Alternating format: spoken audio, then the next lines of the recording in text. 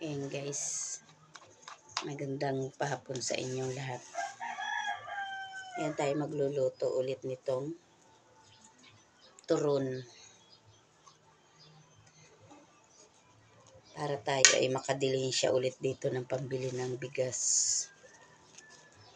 Ang baon ng ating mga Jonaki sa school. Ayan.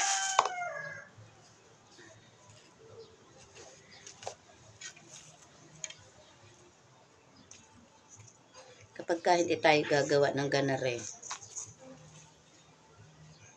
wala tayong ibibili ng bigas.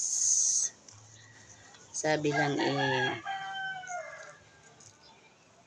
tiyaga lang ng pagluluto. Ayan, haggard na tayo guys. Galing pa kasi kami sa bundok at kami ay naghakot na naman ng ulingin dahil kami ay mag-uuling na ulit.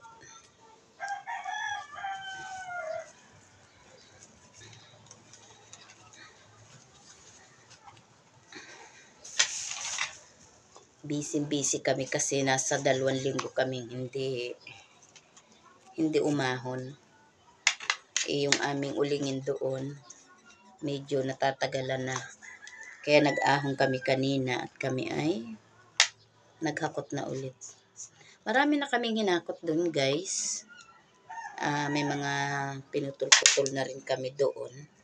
Kaso dadagdagan nga namin para kahit papano ay marami-rami naman yung aming paghahati-hatian.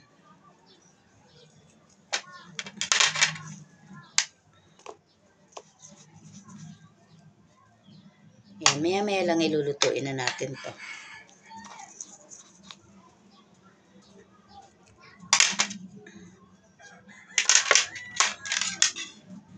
Dahil ano bang oras na? 1:20. Tama-tama to pagka naluto natin. Ay halos ay imimerienda na ng mga tao.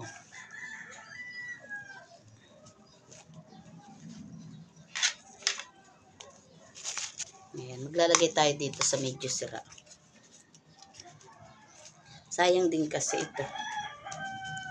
Tapos ang ilalagyan na natin ay yung tira. May tira kasing ayan, isa at saka itong kalahati. Pansarili na lang.